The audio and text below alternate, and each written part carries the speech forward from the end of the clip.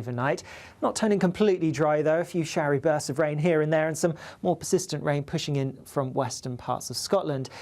But there will also be some clearer skies around, and so although most towns and cities will hold up in double digits, where you get those clear breaks, temperatures could take a bit of a drop, particularly over some eastern parts of Scotland. Could see a touch of frost, maybe even some fog in some parts, around Aberdeenshire for example, but elsewhere quite a murky start to the day, quite grotty with some cloud which could be quite low. There'll be outbreaks of rain, not especially heavy, but perhaps some heavier bursts across some parts of Northern Ireland, and then across much of England and Wales. Yes, there will be some early brightness, some sunshine around for quite a few parts, particularly towards the east, but also some further showery rain. Now, the showery rain is not going to be quite as heavy as what we've seen through today, so less chance of seeing any hail, some lightning, some thunder, but nonetheless it will be a bit damp at times, and perhaps the heaviest showers will be across parts of Scotland where they could merge into some longer spells of rain. Otherwise, there are actually a greater chance of seeing the sun compared to today, and with that and slightly lighter winds, for many it is going to feel a little bit warmer. Now, as we go through into Wednesday, actually through the bulk of the day, Wednesday's looking largely fine for most places. A few showers towards the northwest, but lots of dry weather. However, later on we are likely to see some very wet weather pushing into the south, and that takes us into a very unsettled day for many places, particularly across England and Wales on Thursday, with very strong winds and heavy rain. Expect warm spells with the odd rude interruption. Boxed Boilers sponsors the weather on GB News. There's 2 weeks remaining in our latest, greatest giveaway. You could be in the driving seat of this Benamar Primera motorhome. This luxurious home from home comes with all the mod cons. Plus, you can use it with your current driving licence. We'll also boost your bank account with a whopping £30,000 in tax-free cash to spend on anything you like. It only takes one entry to become a winner. For another chance to win, text WIN to 63225. One entry costs £2.50 plus one standard network rate message, or text BONUS to 63225. 5 entries cost £5 plus one standard network rate message. Go to gbnews.com/win. Entries start at £2.50. Call 0903 686 3232. Calls cost £2.50 plus your network access charge. Or post your name and number to GB16 PO Box 8690 Derby DE1 9TT. UK only. Entrance must be 18 or over. Lines close at 4 p.m. on the 31st of October. Please check the closing time if listening or watching on demand. Westminster, the ultimate clique. And you're fighting like rats in a sack. But here on the Camilla Tominey Show, we ask the questions the establishment media is too scared to ask. OK, let me ask you a straight question, because I know you're a straight-talking politician. Whether it's net zero, illegal immigration or law and order, nothing is off limits. You had the power then. Yeah, as I and say, now you've lost it. That's the Camilla Tominey Show, a politics show that's fearless. But no, let me finish my question if you don't mind, because it is my show. Sundays at 9:30, only on GB News, the People's Channel, Britain's news channel. From the school run to the home run, watch a new show for all of Britain. He can say whatever he wants. A straight talking show where all voices are heard. And, you know, when are we going to stop talking about smashing the gangs and actually do it? With the stories that matter from every part of our country. There's a bit of a crash landing there for your Chancellor. Bold, fearless and standing up for you. That's me, Martin Daubney, 3 p.m. till 6 p.m, weekdays, here only on GB News. The People's Channel, Britain's news channel. Westminster's full of talk, but out here, it's the real world. Am I allowed to talk now? No, that's it. This is where it matters, real people and real lives. That's what politics is all about. In fact, has Trump made a good start?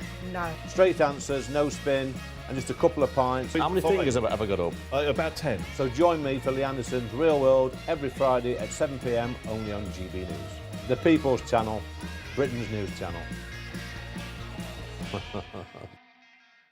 At GB News, we love to hear from you, our loyal community. So drop us a line at gbnews.com/yoursay. There you can talk to each other and also to the presenters live on air. gbnews.com/yoursay, because GB News is your channel, Britain's news channel.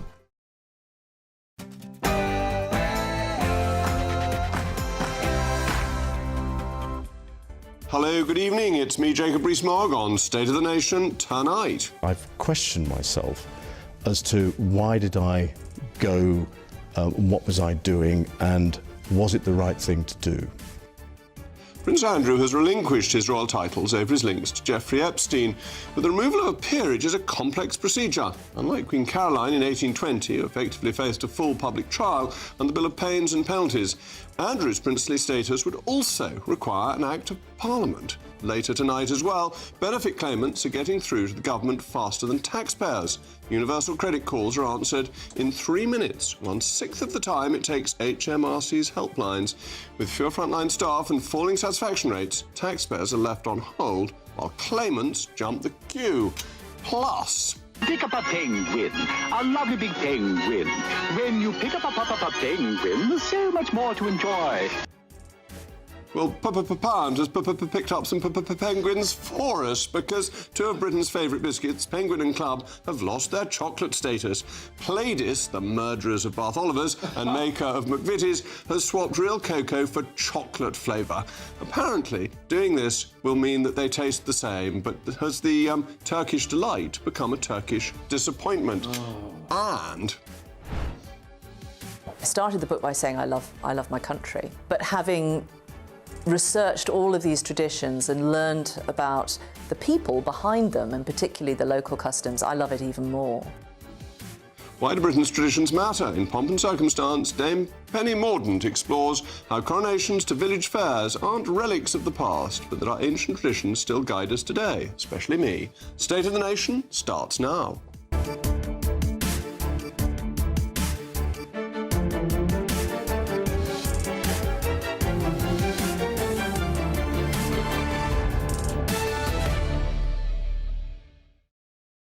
I'll also be joined by my most intellectual panel, the former Conservative MP and Minister, Sir John Redwood, and the former Labour MP, Stephen Pound. As always, I want to know your views, mailmog@gbnews.com.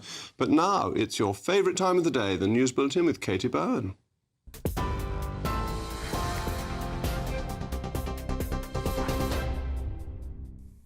Jacob, thank you and good evening. The headlines at 8:02. The Metropolitan Police will no longer investigate non-crime hate incidents, that's according to a spokesman. The move comes after it was announced today that comedian Graham Linehan would face no further action over 3 gender-critical tweets. The Met said the decision to no longer investigate such incidents will provide clearer direction for officers. In a statement, the force said that the Commissioner, Sir Mark Rowley, doesn't believe officers should be policing toxic culture wars debates, with current laws and rules on inciting violence online leaving them in what he calls an impossible position.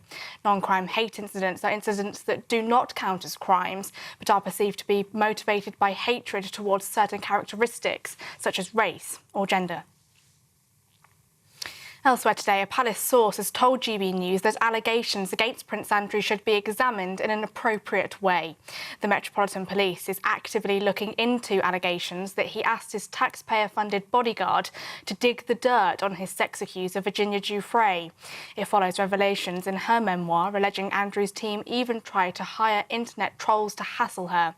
Today, Downing Street would not be drawn on whether Parliament should pass legislation to strip Prince Andrew of his titles. The Prime Minister's official spokesman said that the question of legislation was a matter for the palace in the first instance, and the ministers support the judgment of the King regarding Andrew's titles. He denies all allegations. The King has visited a Manchester synagogue targeted in a deadly terror attack earlier this month. His Majesty was greeted by Rabbi Daniel Walker at the Heaton Park Hebrew congregation, where flowers and tributes now mark the spot of the deadly assault. 2 worshippers, Adrian Dolby and Melvin Kravitz, were killed when an armed attacker, armed with a knife and fake suicide belt, tried to storm the synagogue on Yom Kippur. 3 more people were seriously injured before police shot the attacker dead within minutes. The Conservatives are calling on the government to restructure their inquiry into grooming gangs, demanding an independent, judge-led inquiry. The Tories say that Labour should ensure that the inquiry is independent, credible and led by a sitting or recently retired senior judge.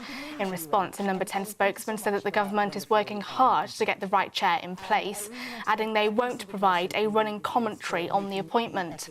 Both Fiona Goddard and Ellie Reynolds have resigned from the survivor-victim panel today, amid concerns about the scope of the inquiry. And Amazon says it's fixed the original problem that caused a major internet outage this morning, but that full recovery to all sites will take more time. More than 1,000 companies have been hit by the outage, affecting Amazon's cloud system. Apps including Snapchat, Duolingo and even UK banks like Lloyds and Halifax have all been caught up in the chaos. The web service said that they were dealing with significant error rates at one of its main data centres in the US.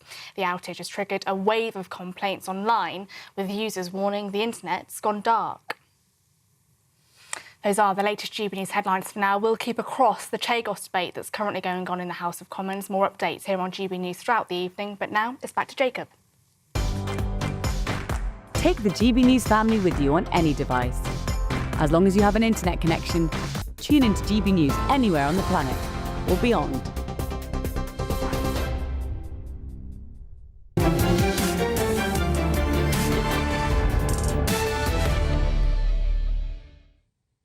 Welcome back to State of the Nation. So how do you take away a title? In this country, it's very easy to take away a knighthood, an OBE, and other titles. They go to the Titles Forfeiture Committee and can be taken away not just for criminal offence, but for general bad behaviour. A peerage has always been different. Titles offered specifically by the Crown are in a higher category, and they can be taken away in one of three ways. The most extreme way is an act of attainder, and this was used against one of the more difficult brothers of Edward IV. You will remember that Clarence was attainted and then drowned in a butt of Malmsey, and I think even Prince Andrew's fiercest critics would not be suggesting that he be taken to the Tower and drowned in a butt of Malmsey. The second way is an act of pains and penalties. And this is a way that has not been used, not tried since 1820, when the aim was to take away the title of Queen from Queen Caroline in a very messy divorce case between her and George IV. The pains and penalties allows titles to be removed, taken away, downgraded, but it does require parliamentary time. What happened with Queen Caroline was that it became a trial in the House of Lords, and it became very grubby. Lots of details came out. It was damaging both to the Queen and to the King, and after the majority in the House of Lords withered away, they decided not to put it to the House of Commons, so it never went through. But it would deal with the specific point of taking away the dukedom and, indeed, if necessary, the title of Prince, which comes under the letters patent of George V, issued in 1917. The Garter can be taken away by degradation, and I think the last person to have the Garter removed was the Emperor Hirohito, who then got it back again when he came on a state visit some years after the war. So that's relatively routine in the scheme of things. The third way of doing it is a general act, not a specific act for Prince Andrew, but one that would allow peerages and titles of honour above the ordinary rank to be taken away by the King on the advice of his ministers. And this was done in 1917 under the Titles Deprivation Act to take dukedoms and indeed a viscountcy away from people who'd been fighting for the enemy. It was limited, it only applied to the current war, and it had a Privy Council committee that would be set up to determine whether titles should be removed. This is a way of doing it without making it absolutely specific, without getting into issues of fairness, but it has the difficulty of where do you stop? Who else would you like to see titles taken away from? In 1917, it said enemies of the country in the current war, and that was pretty obvious, but would you now have a bill that suggested titles should be taken away from friends of Epstein, and therefore would you put Peter Mandelson on the list, or would you have a more general act? Do you start going into Baroness Mohn and looking at people who you don't particularly like? And what conditions do you have to set? Because it's very easy to say somebody's behaved badly, but not to a criminal extent, and therefore we should punish them. But how fair is it to have punishment without criminal action? So it seems to me, if the government wants to deal with this, and the government saying it's nothing to do with them, it's all the royal family, is nonsense. The king in a constitutional monarchy cannot act except with the advice of his prime minister. The prime minister has a direct role in this. But if the government wants to deal with it, I think the 1820 precedent, an act of pains and penalties should be introduced to remove the titles of the Prince Andrew, and that would be the neatest way of dealing with it. But it's not risk-free, as Parliament could get bogged down much longer than would be intended. As always, let me know what you think. Email mailmog@gbnews.com. But now I've got my panel with me, so I can go to my most intellectual panel, Sir John Redwood and Stephen Pound.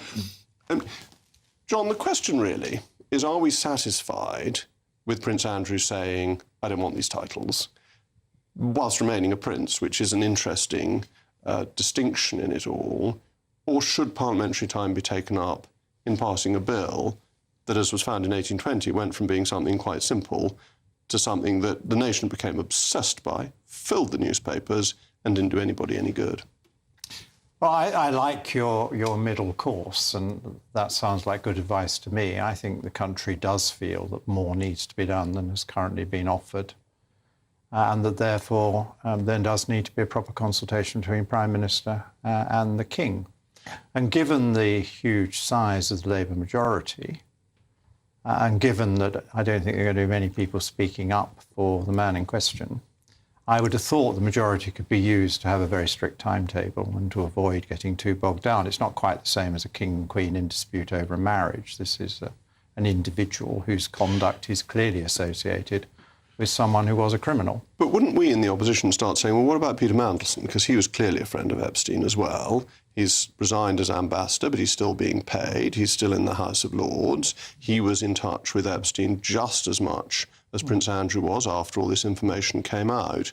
Shouldn't we have his name added to the list? Well, I mean, the opposition might well want to make that case, but I think you're a master of procedure. I would have thought that a strict timetable and a very narrow title to the bill would be quite sufficient to get it through for one person and to say it's out of order to talk Mandelson. And not to do it as a general thing, because peers fall in and out of favour. The reason it's always been very hard to take peerages away is because a peer who, in ordinary political circumstances, could be a villain today, could be a hero tomorrow. I mean, like the Duke of Wellington having his windows broken in 1832, and then when it comes to his funeral, the whole country turns out. So you don't want it to be easy to take away peerages. No, I agree. But don't forget the title, if you go to the House of Lords, it's a life peer. It's specifically, and there are people, I mean, I'm thinking, I can mention the names, I can think of members in the House of Lords who've been in prison. I can think of one particular one who's had a very unpleasant sexual accusation which he was found guilty of. I think that perhaps you can have a law that says if you are found guilty of a crime in the British courts, then you forfeit it. However, I have to say, firstly... You cannot be banned from the Lords if you've been found guilty of a crime. The first one, I mean, Geoffrey Archer is still there, he's not been banned, Lord Ahmed has. Because that predated the Act, and it wasn't retrospective. But a couple of things. Firstly, I think people watching this programme should actually end up with a Bachelor of Science degree in British Constitution and History, because it's very, very educational. I must admit, I'm always learning new things because I start from a fairly low base, but that was very, very interesting. But I think one of the things that slightly worries me, in all this, we're talking about this today because of the book that's just been written by Virginia Giuffre, and she killed herself a couple of months ago. She's the real victim here. And I think when it comes to people saying, oh, go easy on Prince Andrew and don't kick a man when he's down, I think I look at the face of that woman, Virginia Roberts. I've not read the book. I've only read the excerpts that have been out on American television. It's pretty horrendous. However, your point about parliamentary time, the last major constitutional change I can think of was when we allowed the Princesses Eugenie and Beatrice to stand in for the monarch in case the monarch was not available. I can't remember the name of the bill. As councillors of state. I rather thought you would do that. And that went through in about 45 minutes. As I recall. It did, and we got rid of a king emperor in 24 hours. The other point is that when you said, and where I respectfully disagree with you, and I know normally people, when they say I respectfully disagree, means I'd take you outside and thump you, but I do respectfully... We'll go outside and sumo wrestle. Let's not go there. We've been there. Yeah, we tried that last week. Look, the point I think where I disagree was when you said that the government could do something. There's no way on God's green earth that any government in this country, unless, God forbid, some of the wilder fringes get elected, that you could actually do anything without consulting the monarch first. You talk about the back channels and the communication lines. You know about the weekly report from the Chief Whip to the palace. What they would do, if they wanted to do it, then the Lord Chamberlain or someone would then go and speak to the monarch and get the indication from it. There's no way that the government would actually act. This kind of thing is sorted out in the the weekly meeting between the Prime Minister and the monarch. And that is how it should be done. And remember, of course, I'm not defending the man, but Andrew Windsor has not been found guilty of anything at the moment. So your idea of saying that anyone who's... well, I know, I think what you're talking about, how do you... I mean, you talked about Baroness Moe and you talked about some of the other people. Well, Mandelson. Yeah, well, Mandelson's not been found guilty of anything. Nor has Andrew. Yeah, no, exactly. But if one should have his title removed, so should the other, it seems to me. They're both in a very similar category. Well, no, I think there's a difference, because the argument for removing the title from Andrew, which he seems to have accepted, is that he is a deep embarrassment to the royal family, and the royal family is in a special category. And it's terribly important they're he's eighth in line for the throne. I mean, that puts him on a slightly different plane to Peter Mandelson. And an act of pains... As far as I'm aware, Peter Mandelson is not in line for... But an act of pains and panties could take him out from succession to the throne as well. Indeed it could, yeah. Which may be a sensible thing to do without affecting his daughters, because... all that has to be done, I think, if well, can I say, there's a chap, Rachel Maskell, who's decide. a wonderful independent Member of Parliament for York Central. Yes. She's actually already presented a bill on the floor of the House, tried to present a private... She has, but it's a general bill. Indeed it is. She can actually go to the clerks, and you know how expert those clerks... We've all had these discussions up in the clerk's eyrie, up in the roof there. There is a bill that could be... It could be a simple bill, it could be a one-clause bill, but it would have to be checked out with the monarch first. Yes, but Parliament can do anything it likes. It is now a sovereign parliament if it wishes to be, and so it can make a new way of doing it. In the name of God and the King. And it should do a very simple bill and not go into all the reasons, because then you get into this question of what is he going to do. Well, then you end up having a trial. Yes, that's right. And you then end up having a debate on the future of the monarchy and republicanism. That's the last phase you're going to go down. Well, a couple of Labour MPs tried that in the application, and they failed. Nobody was interested. Well, thank you very much to my panel. We're in the same lobby on that. In a moment, benefit claimants are getting through to the government faster than taxpayers. Universal credit calls are answered in 3 minutes, 1/6 of the time it takes HMRC's helplines. Taxpayers are being left on hold while claimants jump the queue. Thank you, both.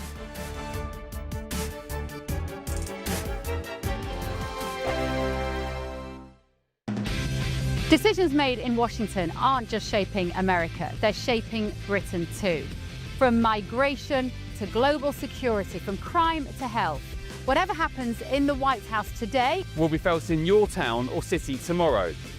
That's why The Late Show is live from Washington, D.C. Cutting through the politics to show you what it all means for Britain. The Late Show live every night at midnight. Only on GB News, Britain's news channel. GB News Breakfast, every day from 6 a.m. Two guests we're very happy to see all the time, Patrick Christie's and Emily Carver, husband and wife, and their new little product, little baby George. Peter Alexander. Close enough. Close enough. We won't quibble about the order.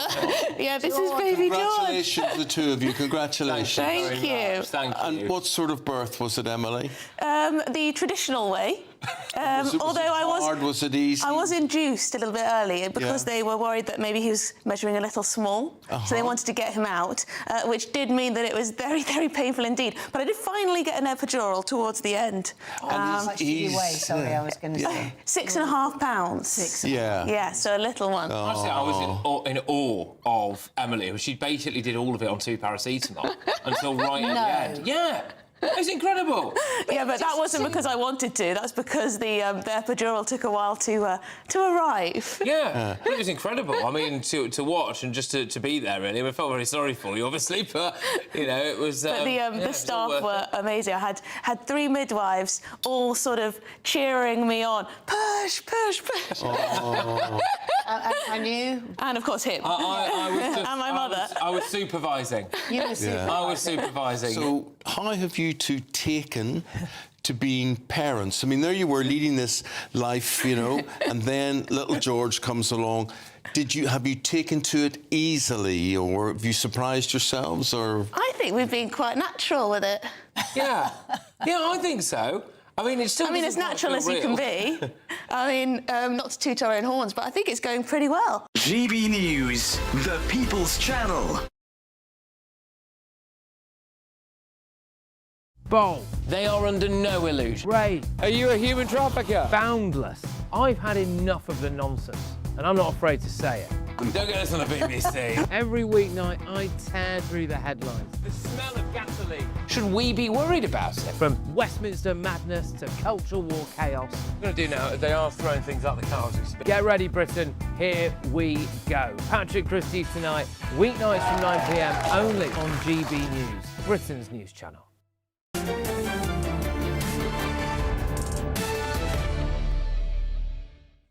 Well, welcome back. I'm still Jacob Rees-Mogg, and we were talking about titles of honour, and the mail mogs have come steaming in. Bob says Andrew has not actually been charged or found guilty of any crimes. However, the circumstantial evidence is overwhelming and he has been caught lying. It's unthinkable that he'd ever return to duty. Therefore, for the sake of the monarchy, whatever method is used, he needs to be removed permanently. And Peter says, a very simple solution, use the last one in, one out deal with France. Well, we could reassert the claim to be kings of France, and perhaps Prince Andrew would want to do it. There we go. Benefit claimants are getting through to the government faster than taxpayers. Calls to the Department of Work and Pensions are answered in about 3 minutes for universal credit queries. About 1/6 of the time it takes HMRC, which averages 18 minutes. Meanwhile, HMRC has cut frontline staff and customer satisfaction has dropped to just 62%. So our benefit lines are answered promptly, taxpayers are on hold. Seems the claimants have an advantage over those paying for them who have been pushed to the back of the queue. Well, let me go to my panel. And John, I think this is a reminder of a fundamental unfairness that claimants have been doing consistently better than taxpayers. So in recent years, claimants have been index-linked and taxpayers have not had their threshold index-linked. And this just adds insult to injury. You can't even get through to HMC to work out how much tax you've got to pay. Whereas if you want the cash, DWP is giving it to you as quick as possible. Well, indeed, and there have been lots of issues over eligibility for benefits. Some people really do need them and we don't begrudge them, but there are others, particularly in the last year or so, who've qualified for permanent sick notes for life when it doesn't look as if that's good for them or us. But efficiency and quality should be two sides of the same coin, and any well-run organisation will handle things in a timely way and an accurate way, and that is the cheapest way to do it. I'm delighted if the benefit system is relatively fast. Let's hope it's accurate as well. I'm not sure it always is. But you're absolutely right that those who pay the bills should expect a prompt service and an accurate service. Oh, Stephen, Fraser Nelson has pointed out that people get bonuses in the DWP for agreeing to pay out benefits. So if they say you're eligible for PIP and they do X number a day, they get more money than if they say you're not and they get through fewer cases. This does seem very unfair on taxpayers. Yeah, I'm not too sure about that. I mean, the interesting here is, firstly, is working from home that successful? Because this is going to be the great panacea and everything's going to be much quicker. But I mean, we've all been members of Parliament, and I'm sure we've all done the same things. Like we used to visit our Job Centre Plus, and I used to say over and over again, why on earth HMRC is so slow? And I was told because the average person who rings up with a tax query is on the phone for an hour and 20 minutes. If you're ringing up for a benefits question, it's, this is my situation, am I entitled, yes or no? You ring up with a tax inquiry, and you can understand why in most cases... Well, then you still need more people answering the phone then, don't you? I mean, but where does it stop? Where does it stop? Well, I mean, if you've got a complicated tax system and it does take that time to sort something out, that's what you have to do. But I thought we were trying to cut down on the civil service, not expand it. But Stephen, the job of HMRC is to collect the right amount of tax, not a penny more than is due and not a penny less than is due. Right. And if it's to do that, it needs to explain how its system works. But the point that the people said to me when I used to visit the Job Centre Plus is, when you ring up about that, it's, do you have a buy-to-let home? Do you have a second house? Do you get a pension? Do you have an occupation? There's 101 different, which is the reason why tax consultants are so well paid. Not because there's tax dodges or tax avoidance, just tax knowledge. And I think that's the difference. If you're saying that we should employ more and more people, then all I can think is that you get more and more people, then be inquiring. I think the tax system is quite efficient. I get a letter every year saying I've underpaid, give us the money. And I must admit, I try to work out why I've underpaid. One year I got a rebate of 33p, and I think for which I think Rachel Reeves is probably very, very grateful for that. But I tend to take their word for it. But if I was going to ring up, and particularly people of my age, and it's right for you young shavers, but people of my age very often are very confused about the pension eligibility, winter fuel allowance, all those things, and that can take a damn long time on the phone. Yeah, well, all the time we have a complicated system, you have to staff for it. I'm much in favour of fewer and simpler taxes. That would be an extremely good idea. But in the wisdom of Parliament, they've decided to have more uncomplicated, so you need to staff and train accordingly. But efficiency is what you need, and it's not necessarily efficient in the benefit side if they're getting through more cases simply because they're giving in to too many when they shouldn't. I want to end on the philosophical point, really, that we have a state that is set up to make life easy for you if you're getting from it and difficult for you if you're funding it. And that just seems to me to be wrong. Well, I think a lot of people feel that, because I think we are divided into two camps in this country, and all the people who feel they're net payers feel the whole system is down on them and it wants to criminalise them and threaten them all the time, and how dare you earn money and I'm going to discover you haven't paid enough tax. And they feel that other people are on the take and there aren't always the right questions asked. Yeah, but I think with the very rare exceptions, like I think in Mick Hucknall's interview in the Sunday paper, very few people are actually prepared to pay more tax. I should say 99% of the people think they're paying too much tax anyway, which is why, even if you had the simplest system, but if you had, don't forget, a flat tax system that they had in Estonia, they've tried it in other countries, even when you have a flat tax system, people still have an incredible amount of queries. There is a fund you can contribute to that HMRC runs. You can send cheques to the government if you want to pay more tax. I used to get letters from constituents asking to pay more tax. Yeah, well, I remember helping get the Treasury to set up a proper bank account to pay it in.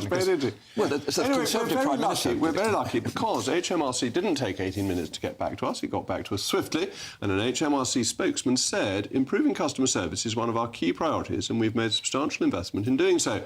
Customer satisfaction stands at 80%, and call waiting times have more than halved compared to the same period in 2024. And I would add one note. When I was an MP, I found I got some of the best responses from HMRC. So if you have difficulties, write to a Member of Parliament. They really do take MPs' letters seriously. Sticking with MPs, opposition MPs are today attempting to block Labour's deal to hand over the Chagos Islands to Mauritius. The £3.4 billion agreement would see Britain cede sovereignty of the Indian Ocean Territory while leasing back the key Diego Garcia military base. The Conservatives and Reform are pushing amendments to halt payments and force more scrutiny, warning the deal risks strengthening China's influence. Reform leader Nigel Farage addressed the Commons earlier. We thought it mattered so much 40 years ago, we sent a task force 8,000 miles away to defend the rights of people in the Falkland Islands.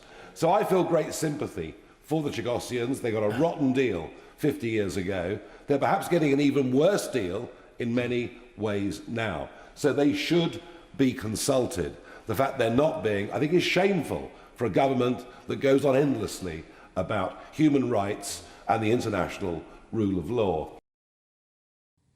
So is it time to drop the Chagos deal altogether? Well, I'm joined now by a third-generation Chagossian, Jean-Françoise Nelland. Thank you very much for joining me today. Should we just give up this deal because it's so unfair on Chagossians who ought to have the right of self-determination? Good evening. That's correct. This deal should be stopped completely. The Chagossian has not had a say into that deal. And previously, when the foreign minister, he was in the shadow Labour government, we met with him and he talked about having a referendum, letting the Chagossian have a say over it. And he himself said that there are about 10,000 Chagossian and it's feasible to do a referendum. But now when Labour is in government, he doesn't want to hear anything from the Chagossian. And this is really important because you say there are 10,000 Chagossians and the Falklands had 2,000 or 3,000 people. So self-determination isn't dependent on there being a large number of people. It is an absolute right that the people of a landmass, of an island, are entitled to decide their own future. Correct. Like I said, the Chagossian, they've been saying they want to stand their British protection. And for some reason, the foreign minister has said in the parliament that most Chagossian, they agree with the deal. But that's incorrect. It's a complete lie. And if he's saying the Chagossian agree with that deal, let them have a say. Let them decide if they want that deal or not. If they do want the deal, fine, go ahead. But if they don't want that deal, you have to step back and think.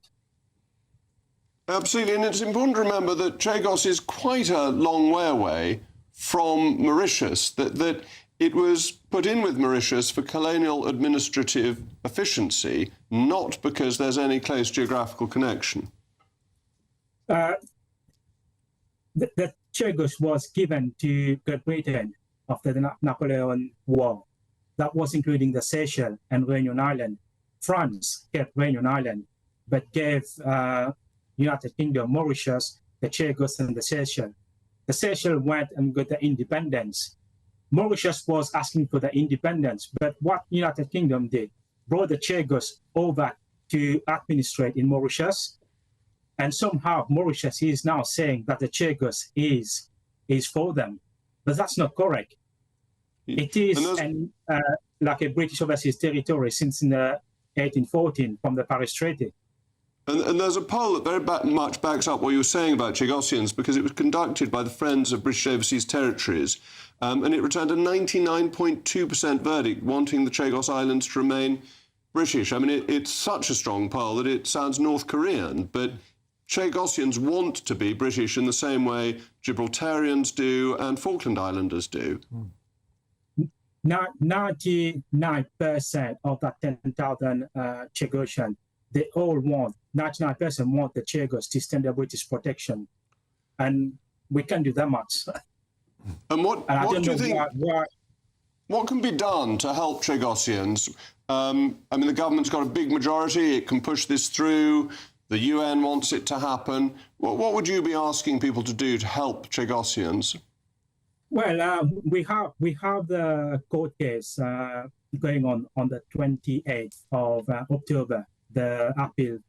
I don't know if you remember, we briefly won an injunction on the 22nd of May to stop that deal, but we have appeal, and that's going on the 28th of October, and that's the reason the government is trying to rush that deal as well, because of the court case. But we're pushing through. But I think the UN want the deal to go ahead. The UN actually have wrote to the UK and Mauritius and said they have to revisit the deal and take into consideration of the Chagosian wish. But for somehow, the UK and Mauritius keep ignoring the human right of the Chagosian. Well, thank you so much for joining me, and indeed to my panel. In a moment.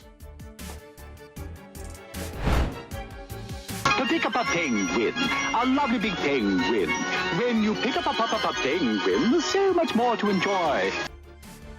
Well, I picked up a penguin. Two of Britain's favourite biscuits, Penguin and Club, have lost their chocolate status. Pladis, the maker of McVitie's and murderers of Bath Olivers, has swapped real cocoa for chocolate flavour. So has this Turkish delight become a Turkish disappointment?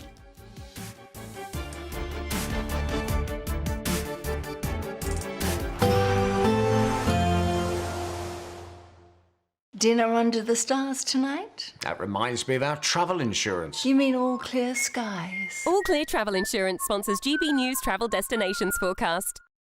It's an unsettled picture across much of the Mediterranean over the next couple of days, with heavy showers around, particularly across northern parts of Spain and Portugal, southern parts of France, northern parts of Italy, perhaps even some snow over the Alps too. Southern parts of Italy, parts of Greece and northern parts of Turkey faring better in terms of some sunny spells, and temperatures quite widely in the high teens or low 20s for many, but with a bit more dry weather around as we head through the second half of the week. Those temperatures on the rise into the low, potentially mid-20s. All Clear Travel Insurance sponsors GB News travel destinations forecast. Hello again, good evening. I'm here with your GB News weather forecast from the Met Office. Now, as we go through the rest of today and into tomorrow, there will be some further showers, some further rain at times, but also a bit of dry weather for some. The big talking point, though, currently is the low pressure that's across us. It's this that's been the driving force for the heavy thundery showers some of us have had today, and also those strong gusty winds in places too. But a lot of that is easing as we go through this evening and overnight. Not turning completely dry, though. A few showery bursts of rain here and there, and some more persistent rain pushing in from western parts of Scotland. But there will also be some clearer skies around, and so although most towns and cities will hold up in double digits, where you get those clear breaks, temperatures could take a bit of a drop, particularly over some eastern parts of Scotland. Could see a touch of frost, maybe even some fog in some parts, around Aberdeenshire, for example. But elsewhere, quite a murky start to the day, quite grotty with some cloud, which could be quite low. There'll be outbreaks of rain, not especially heavy, but perhaps some heavier bursts across some parts of Northern Ireland, and then across much of England and Wales. Wales, yes, there will be some early brightness, some sunshine around for quite a few parts, particularly towards the east, but also some further showery rain. Now, the showery rain is not going to be quite as heavy as what we've seen through today, so less chance of seeing any hail, some lightning, some thunder, but nonetheless, it will be a bit damp at times, and perhaps the heaviest showers will be across parts of Scotland where they could merge into some longer spells of rain. Otherwise, there are actually a greater chance of seeing the sun compared to today, and with that and slightly lighter winds, for many it is going to feel a little bit warmer. Now, as we go through into Wednesday, actually through the bulk of the day, Wednesday's looking largely fine for most places. A few showers towards the northwest, but lots of dry weather. However, later on we are likely to see some very wet weather pushing into the south, and that takes us into a very unsettled day for many places, particularly across England and Wales on Thursday, with very strong winds and heavy rain. Britain deserves a newsroom that puts the facts and your voice first. Well, and that's what you get on GB News. Lively debates, lively conversation. And we're not afraid to hold power to account. And each other. So join me, Andrew Pearce. And me, Miriam Gates, for Britain's Newsroom, weekdays from 9:30 on GB News. At GB News, we love to hear from you, our loyal community. So drop us a line at gbnews.com/yoursay. There you can talk to each other and also to the presenters live on air. gbnews.com/yoursay, because GB News is your channel, Britain's news channel.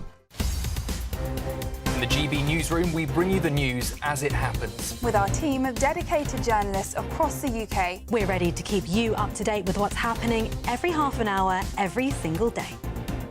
Bulletins here on GB News, the People's Channel, Britain's news channel.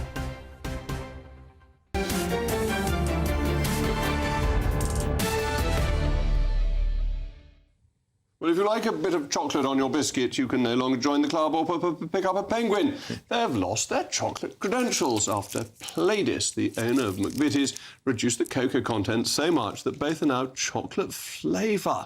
The same company that got rid of the Bath Oliver has now done the same to chocolate itself. Pladis says rising cocoa prices are to blame for the change. But is this part Turkish company now not so much a Turkish delight, more a Turkish disappointment? Well, I'm joined by my panel, Sir John Redwood and Stephen Pound, who picked up the penguins for us very gratefully. I know, if you want a lot of chocolate on your biscuit, join our club, but don't buy the club. That's right. It now says milk-flavoured, cream-filled biscuit bar with a chocolate flavour coating. However, you know... It's so grim, it's so bureaucratic. They are making the effort, because every penguin has a joke on the back. It says, you know, why are penguins, why do they make such good racing car drivers?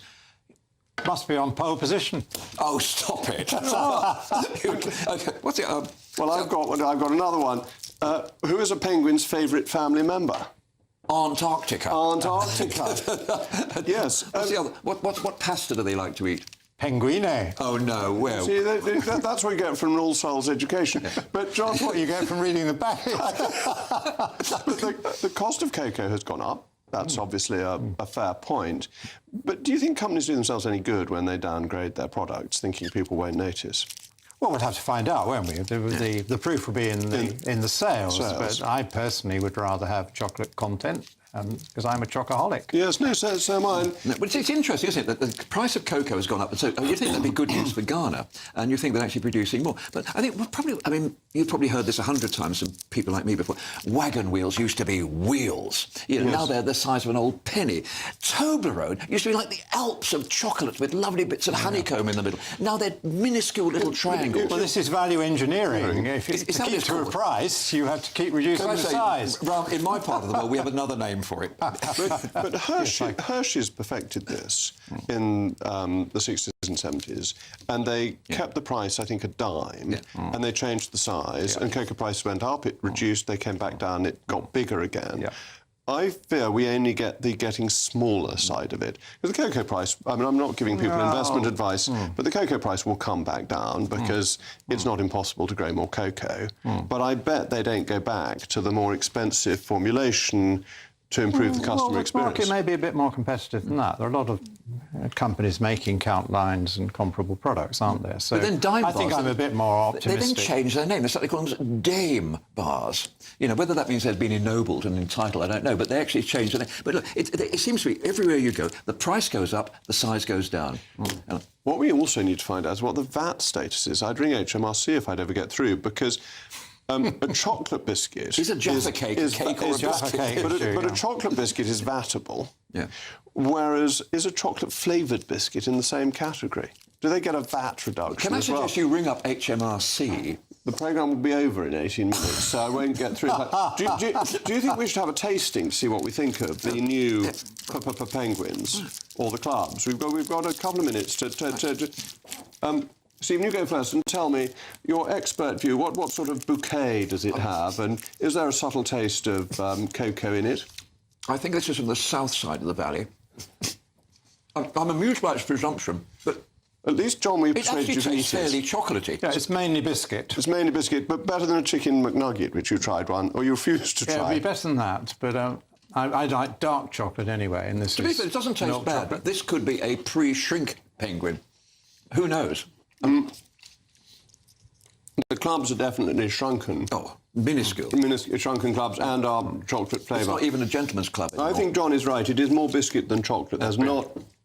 Usually a penguin is a very chocolatey biscuit. Welcome to the Consumer Hour, live from Somerset. Well, we will do that from Somerset. No, we won't. Have you tried your club as well? Unfortunately, mine's melted. Yours has melted in the heat of the moment. I will try... See, I used to love clubs, so... Oh, hang on, it's back again. No, I don't think there's anything like it nice. Oh. No. Well, that's all mint. You can't really get... You can't get through the chocolate. The mint is so strong, Actually, that's the toothpaste version, I think. They've used the Aquafresh in there to make it taste of All mint. over the country, dentists are rubbing their hands with glee. So there's less chocolate in our diet. But there's more business coming their way as we sit here scoffing chocolate. All right, well, I think enough chocolate, so thank you. Oh, dear. No more chocolate. We'll try and get some... We should have some proper chocolate to compare it with. Cadbury's Dairy Milk in tomorrow. Is Bourneville still British? Other biscuits are available. Cadbury's is not British. What we really need are Bath Olivers. Thank you to my panel in a moment. I started the book by saying I love my country, but having researched all of these traditions and learned about the people behind them, and particularly the local customs, I love it even more. Why do Britain's traditions matter? In Pomp and Circumstance, Dame Penny Mordaunt explores how coronations to village fairs aren't relics of the past, but our ancient traditions still guide us today.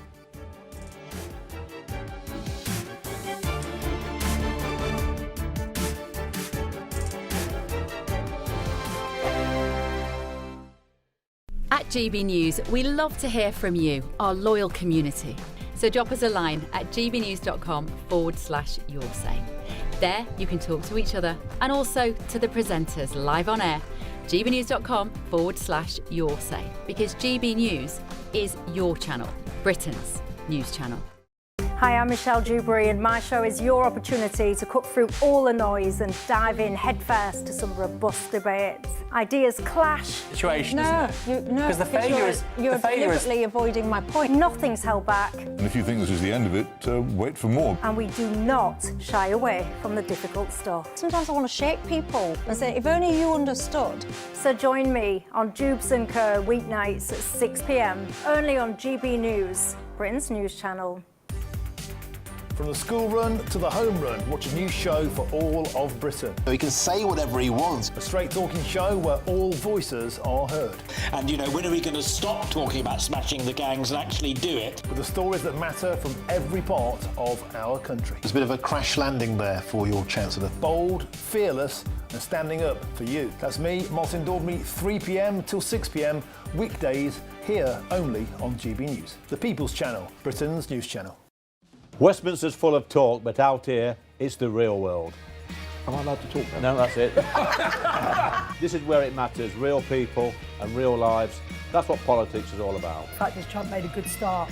No. Straight answers, no spin, and just a couple of pints. How many fingers have I got up? About 10. So join me for Lee Anderson's Real World every Friday at 7 p.m, only on GB News. The People's Channel, Britain's news channel.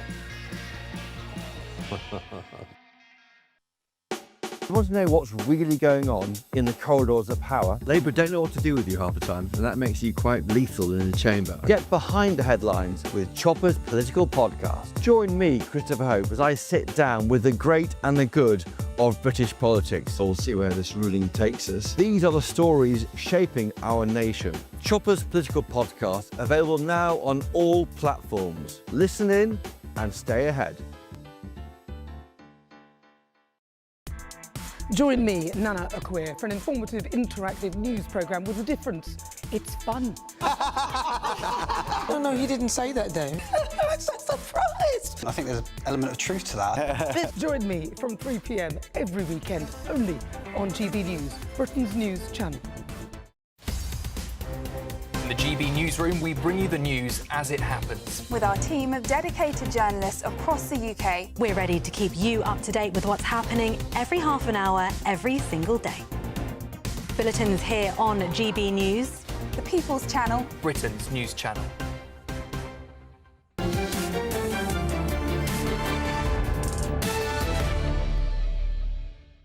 Welcome back to State of the Nation, where now it's time for the Book Club.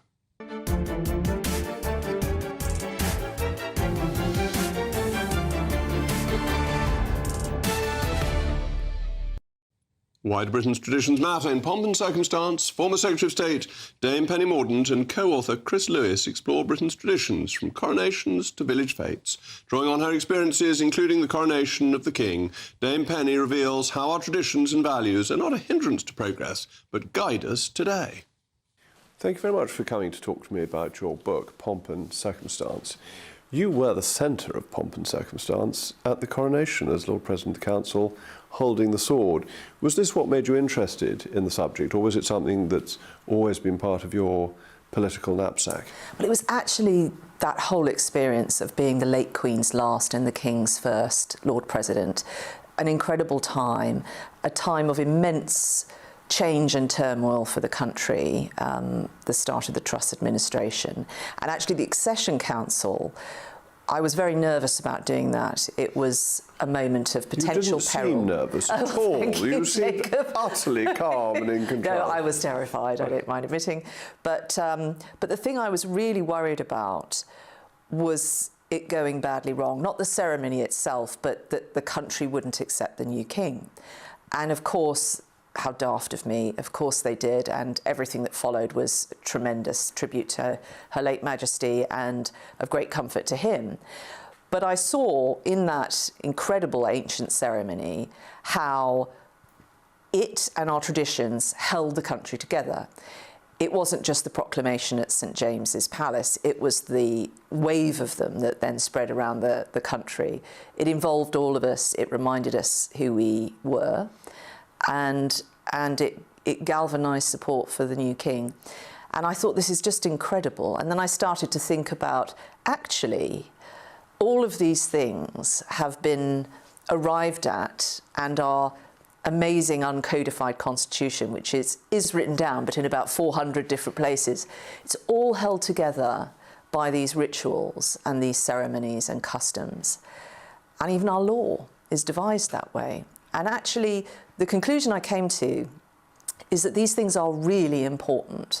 I think we don't really recognise, we like them, but we don't really recognise how fundamental they are to our reliability, our dependability as a nation, and our ability to cope with change.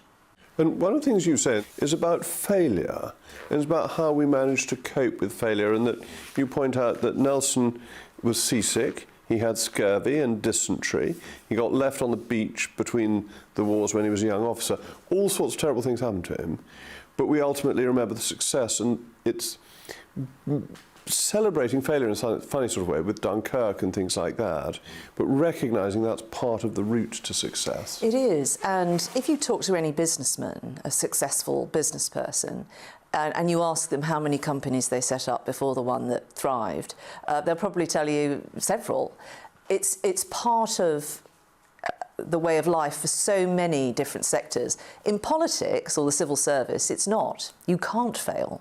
And I think that just being focused on the end result that you're trying to achieve and not being deterred by failure is incredibly important. All public success is based on private failure. And I think this is a lesson for the country because, once again, I think people are writing us off.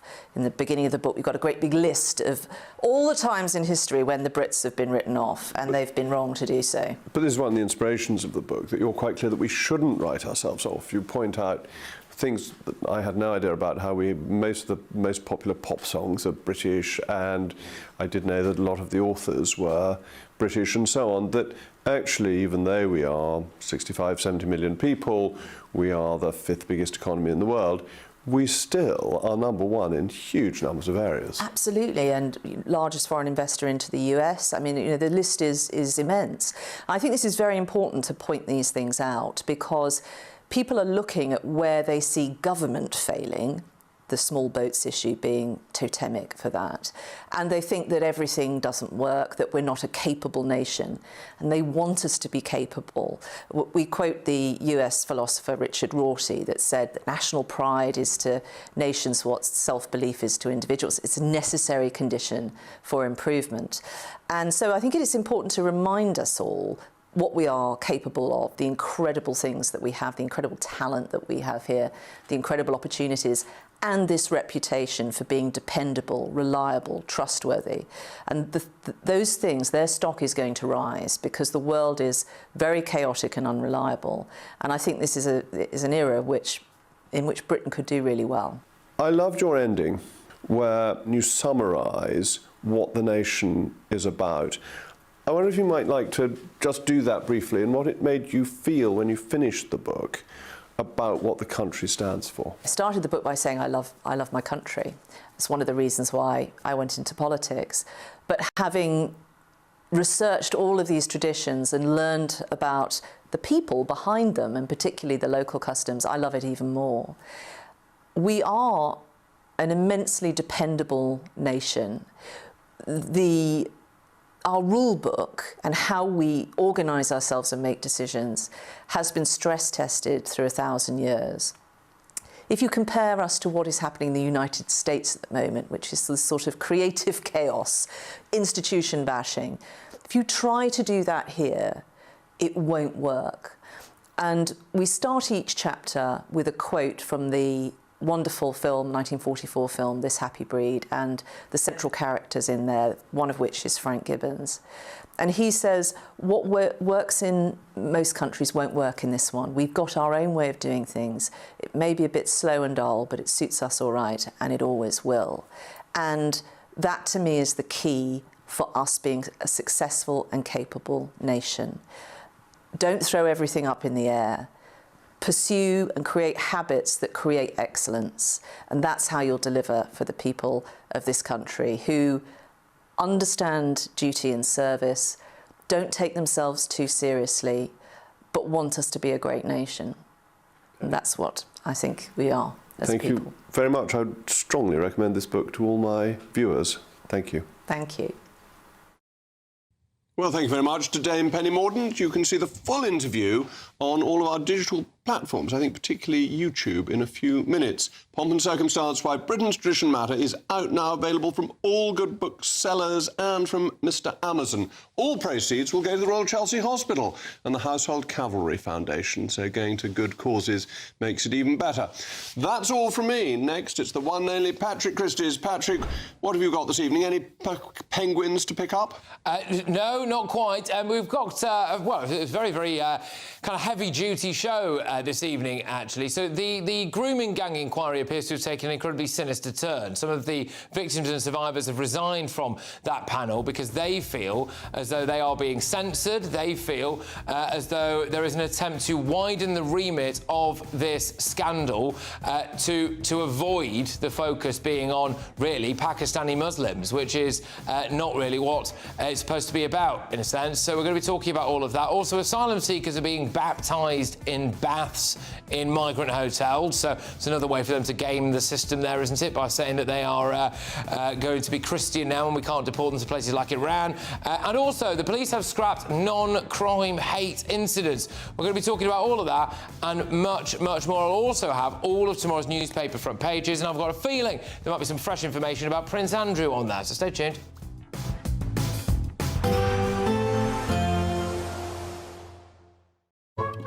Today's outlook: cool, calm and completely horizontal. Boxed Aircon sponsors the weather on GB News. Hello again, good evening. I'm here with your GB News weather forecast from the Met Office. Now, as we go through the rest of today and into tomorrow, there will be some further showers, some further rain at times, but also a bit of dry weather for some. The big talking point, though, currently is the low pressure that's across us. It's this that's been the driving force for the heavy, thundery showers some of us have had today, and also those strong, gusty winds in places too. But a lot of that is easing as we go through this evening and overnight. Not turning completely dry, though. A few showery bursts of rain here and there, and some more persistent rain pushing in from western parts of Scotland. But there will also be some clearer skies